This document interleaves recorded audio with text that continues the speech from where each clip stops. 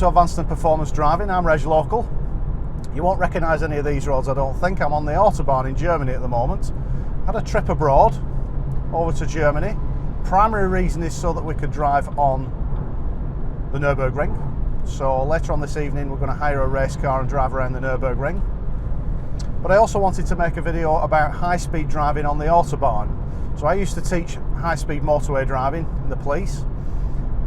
In those days I had a speed exemption. Obviously I don't have that exemption from speed limits anymore, so if I want to do some high-speed motorway work, clearly we're going to have to come to somewhere where you're allowed to do it. And in Germany, on a good percentage, I'm told about 60% of the motorway network, the Autobahn network, has no speed limit. So I'm going to cover a few of the basics about driving at high speed, very high speed on the motorway. Look at this guy wandering all over the road here. This is something to bear in mind if you're ever travelling at very high speed. I'm going to squirt past him very quickly and give him a little toot on the horn. He's not paying attention at all. So what do we need to think about when we're driving at high speed on the motorway? Well, first of all, a little bit of preparation is useful. I like to make sure that the glass is clean on the car, free of bugs, and we are going to pick up some bugs at high speed when we start moving the car along. To make sure that the tyres are in good condition, because the stresses that the tyres are put under are quite extraordinary actually, quite amazing what stresses the tyres are put under at high speed.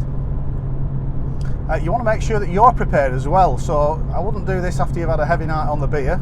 In fact, I wouldn't be driving if I'd had a heavy night on the beer, so make sure that you're fresh and awake and you've had something to eat and you're not doing it when you're tired.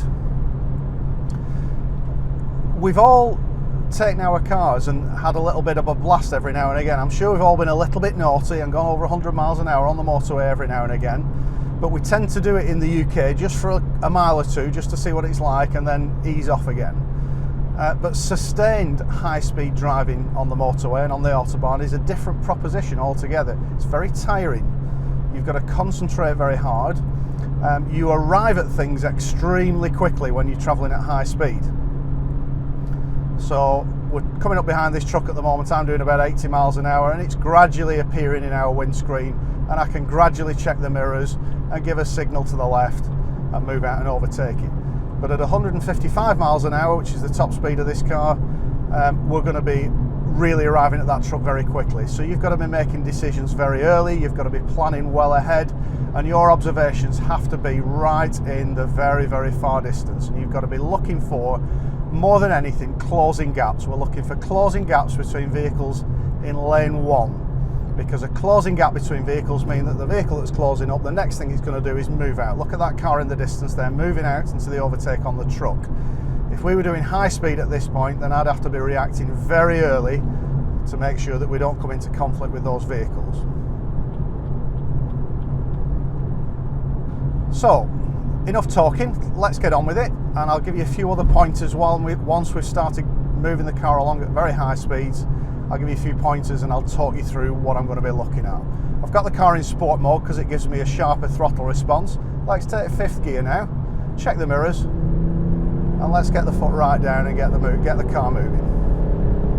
So I'm looking well ahead into the distance now, well past that car in lane 1. I'm looking up the inside of that car in lane 1. Already I'm picking up some insects. So we're up at about 120 now. Looking in the distance off this corner, keeping a little bit of acceleration on through the corner to keep the car balanced. Remember, that's a really, really important aspect of driving the car through corners at speed. We've got to accelerate. So one of the tips for driving on the Autobahn at high speed is if you are approaching or at the car's maximum speed and you're approaching a corner, remember you've not got much left to accelerate with. So it's quite useful just to ease off by 10 or 15 miles an hour and then put it back on. Looking at this car closing on this minibus, and I'm off the gas now. He's indicating I'm off the gas very early and I'm covering the brakes and squeezing the brakes on. Deceleration isn't going to be enough when you see a car moving out in front of us like that. When I come off the brakes, I'm going to take 5th gear, check the mirrors and back on the gas again. There's a sign there warning us of crosswinds. And that's really important. As we cross this bridge, I've got to bear in mind that that might affect the balance of the car as we're driving along at speed. So up into top gear. Now here we've got an off slip. Where you've got an off slip, as we mentioned before, you usually get an on slip. So I'm staying out in lane 2, and I'm bearing in mind that on that on slip there might be joining vehicles, and there's one now indicating to join the motorway. So a quick glance onto the on slip, make sure there's nothing else joining. Another thing you'll notice, if you can see the dashboard, is that I've got the headlights on dip beam. I know this car has daytime running lights, but it's important for us to make ourselves as visible as we possibly can. You'll notice there that the Ford Galaxy reacted by braking. I was ready to brake in case he moved out of the lane, but because we've got the headlights on, we're visible, people can see us. Keep a bit of acceleration on through the corner.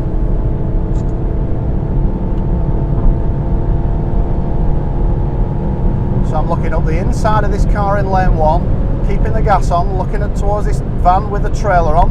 Again, I'm easing off the gas because I can't see what's in front of that vehicle at the moment. Now we can. It's quite a curvy section of Autobahn, this.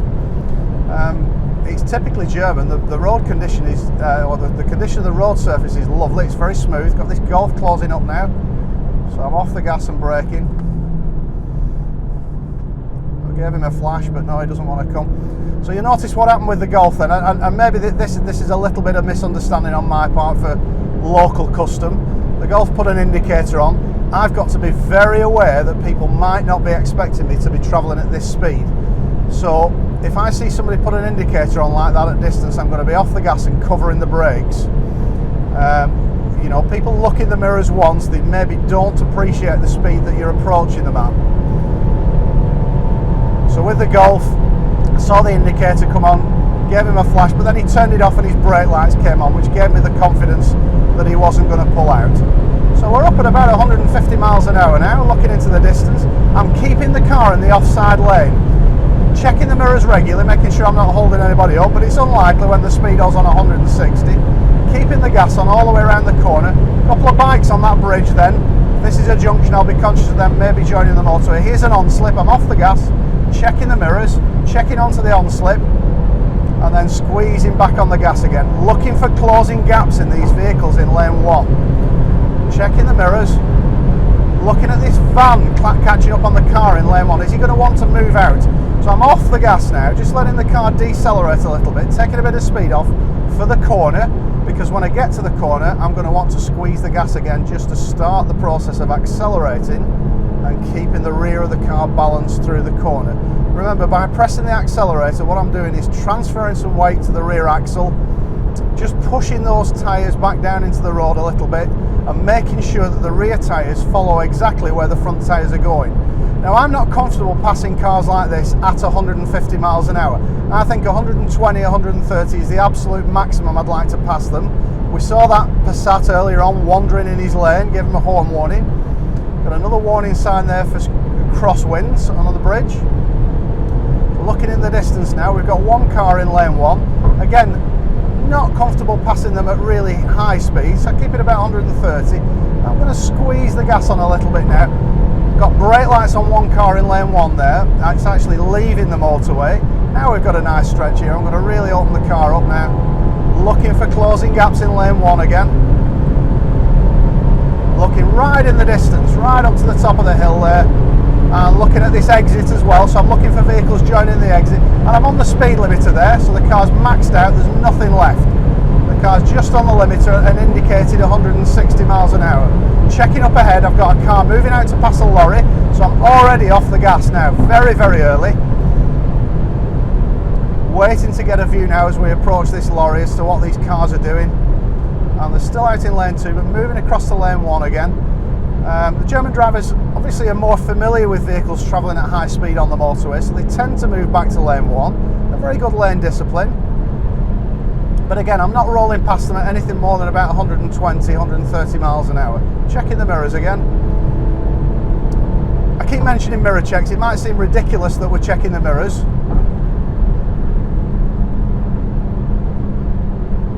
At these sort of speeds, but actually, you know, there is an exemption from speed limits on these motorways. and there are faster cars than this, so I've got to keep an eye out and make sure there's nobody coming up at any higher speeds. So I'm looking at the sat-nav now, and the road has changed on there to a red line. I suspect we're off the motorway now, so I'm being a bit more cautious, and I'm going to reduce the speed. And there it is, there's a speed limit there in the distance. So I'm checking the mirrors, very gently down on the brakes, and it's 120k speed limit. So there's another point about driving on the motorway, driving on the Autobahns in Germany, is that there are plenty of speed restrictions, and we need to respect those. It's quite a privilege to be able to come over here and drive at these very high speeds, but where there are speed restrictions, I suspect that's where you're going to find a bit more enforcement. And actually, you know, do we want to be seen to be a foreigner coming and taking the mickey in Germany? No, we don't. We want to be sticking to the rules, because it's very nice to be able to do these high speeds where it's appropriate. So another thing I want you to remember when it comes to driving at high speed, motorway, Autobahn, is that it's actually, physically driving the car at speed is not that difficult. I've got Andy sat in the back at the moment, and he's monitoring the speed of the car on a GPS speedo, and we just had a quick conversation that actually this did not feel like 150, 160 miles an hour. And it is relatively easy. There's no particular skill involved in pointing the car down the motorway and putting your foot down. The skill is in looking well ahead, planning right as far as you possibly can down the road, and then, you know, reassessing that speed at all times, and being aware, especially when the speed limit drops when you come off the motorway, that it will feel like you're going very, very slowly at times. It's a nice downhill run. So you've got to very carefully readjust your speed when you rejoin the main roads. Watching the car with the trailer joining the motorway here. So I'm just off the gas a little bit. And I'm easing off the gas now, looking for closing gaps. This silver car here, closing on the car with the bike on the back. And I've got a car in lane 2, and I'm going to have to roll up behind him. I don't want to be too aggressive coming up behind him. Look at how quickly we catch up with these vehicles at speed. I'm completely off the gas, a bit more reliant on the brakes on the motorway as well than we would be at UK motorway speeds. I tend to use acceleration sense a lot more on the motorway and very rarely use the brakes when we're moving along. Here we've got a bit of elephant racing going on with a Belgian driver in lane 2, just sitting parallel to another car. So if he doesn't notice me or do anything in a minute, I might give him a flash. He's noticed me now. I'm going to take 5th gear. Now he's fully moved out of the way. I'm going to get right on the gas and get the car back up to speed again. Up in the distance, I can see one car on the overtake out in lane 2. So we have a slow moving vehicle in lane 1 and a car overtaking in lane 2. So I might expect to be catching up with that car in a minute. Now remember the overriding safety rule when we're driving it. And this is driving at any speed on any road. You've got to be able to stop on your own side of the road in the distance you can see to be clear. Now at the moment I can see about a mile up ahead, so we can easily stop if we need to. But I'm always applying that rule, even at these very, very high speeds. Now we've got a couple of vehicles catching up with a slower HGV in lane 1. So already I'm off the gas. I've got brake lights from the black car, which gives me confidence, but I think the van is going to move out. He's moving out on the overtake now, so I'm already on the brakes. Braking very early, and then we're just rolling into a following position on this car now. I don't think it's appropriate to race up very, very close behind aggressively. You've got to appreciate that other people's perception of you is going to be different to yours. So we know that we're travelling at high speed. They might look in the mirrors and see headlights in the distance, and we've got to take account, we've got to take responsibility for our own actions. So in that case, nice early lift off, rolling up behind him. Now I've got a car transporter in lane 1, and I'm looking at so I'm looking across the top of the central reservation, and there's a car on the overtake on that car transporter and a tanker. So I'm not putting too much speed on. What I want to do is just catch up with that car just as it's about to return to lane 1. So I'm checking the mirrors now. Now we've got the car and trailer moving out, so I'm already early on the brakes. You can see just how early I'm reacting to these movements of vehicles. And this is what I was saying before about being really alert and really looking very, very carefully right into the far distance and working out what's happened very early. It'd be extremely easy to be caught out by that vehicle moving out. And he's doing, what, 60 miles an hour. So checking the mirrors again. Nice firm application of gas. It's very satisfying to keep the car accelerating.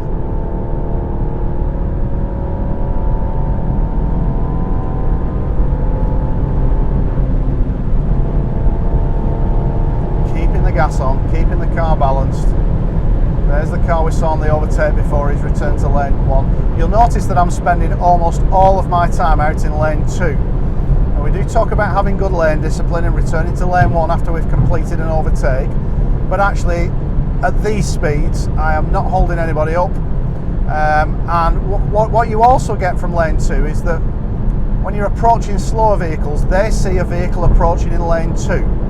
So they're more likely to assume that you're going at a higher speed if you're out in lane 2. Keeping the gas on through the corners to keep the car balanced. Off the gas now, and then back on the gas now just to keep it balanced through the corner. Now I'm not actually picking any speed up here, I'm just keeping the car settled, trying to keep it centre of the lane.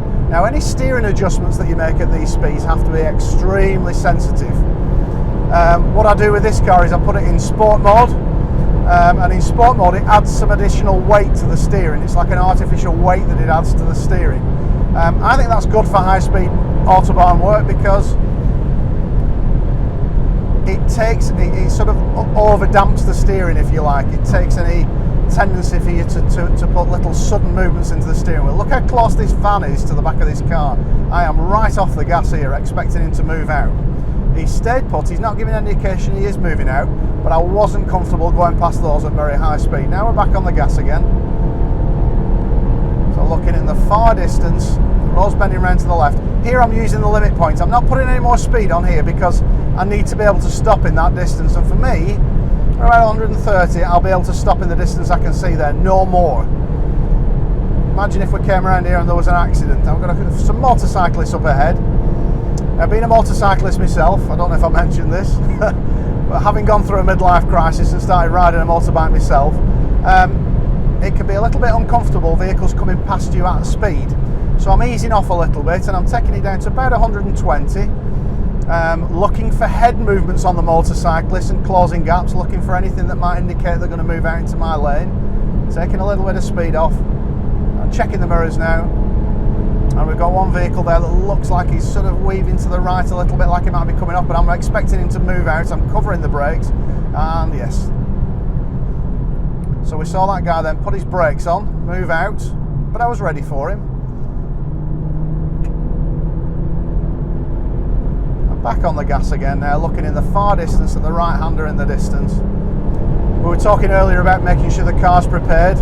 One of the other things you need to do is make sure you've got enough fuel when you're going to be driving at high speeds like this. You notice there it's on 7.5 miles to the gallon at the moment, the immediate fuel consumption. So you can really get through a tank of fuel very, very quickly at these sort of speeds. Keeping the gas on through this corner, keeping the car balanced. Got a truck in lane 1 down there, something out in lane 2 on the overtake. So although I'm up towards the car's maximum speed, I'm going to be catching up with that vehicle in lane 2 very quickly. And I'm off the gas, covering the brakes. He's moving now to lane 1, so we're back on the gas again. Just looking at his closing gap for that pickup truck in lane 1 there.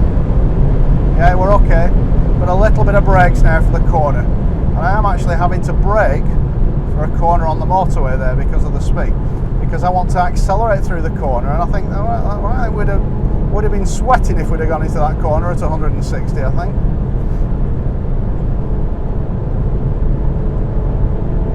Back on the gas, plant the car, and actually you get a really nice feeling through the steering wheel. When you give it a good squeeze on the accelerator, even at 120, the car just squats down, pulls very nicely through the corner. The warning sign for roadworks up ahead, so I'm going to leave the motorway at the next junction. I'm going to plan that exit nice and early. I'm going to come past this Golf, check the mirrors, come off at this exit.